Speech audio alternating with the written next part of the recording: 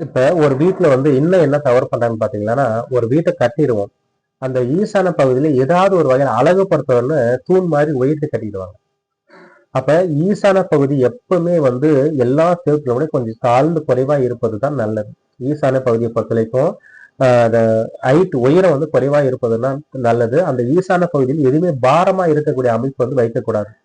அதே மாதிரி வீட்டுக்குள்ள கூட பாத்தீங்கன்னா ஈசான பகுதியில படிக்கட்டோ இல்ல ஈசான பகுதிக்கு வர மாதிரி ஏதாவது ஒரு கபோர்டோ செல்ஃபோ இது மாதிரி எல்லாம் அமைக்கவே அமைக்காதீங்க. வடக்கு செவத்திலையும் கிழக்கு செவத்திலையும் செல்ஃப் அமைக்கவே அமைக்காதீங்க. அது பாதிப்பை கொடுக்கும்.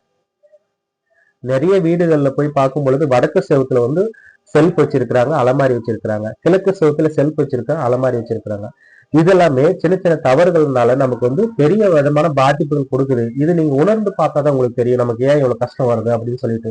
கடன் சுமை அதிகரிக்கிறதுக்கான காரணம் என்னன்னா, ஈசான பகுதியில் ஏதாவது ஒரு வகையில பாரத்தை அமைச்சறதோ தவறான அமைப்பை உருவாக்குறதுனால நமக்கு தெய்வ ஆற்றல் இல்லாம போறதுனால அந்த குடும்பத்துல நமக்கு எதிர்மறையான ஆற்றல்களும் எதிர்மறையான சிந்தனைகளும் உருவாகி நம்ம நிம்மதியை இழந்துடும். ஒரு வீட்டுல நிம்மதியா படுத்து தூங்கணும். அந்த நிம்மதி சந்தோஷத்தை இழந்துட்டோம்னா நம்ம அடுத்த ஒரு வளர்ச்சிக்கு போகவே முடியாது. அதனால முதல்ல வீட்டை நீங்க ஆய்வு பண்ணி பாருங்க. அதுல ஏதாவது ஒரு வகையில சின்ன சின்ன குறைகள் இருந்தா அது சரி செஞ்சுட்டு அதற்கு தகுந்தாற் போல நீங்க வாழ்க்கையை வாழ்ந்து பாருங்க. அற்புதமாக வாழ முடியும். நன்றி. வாழ்க வளமுடன்.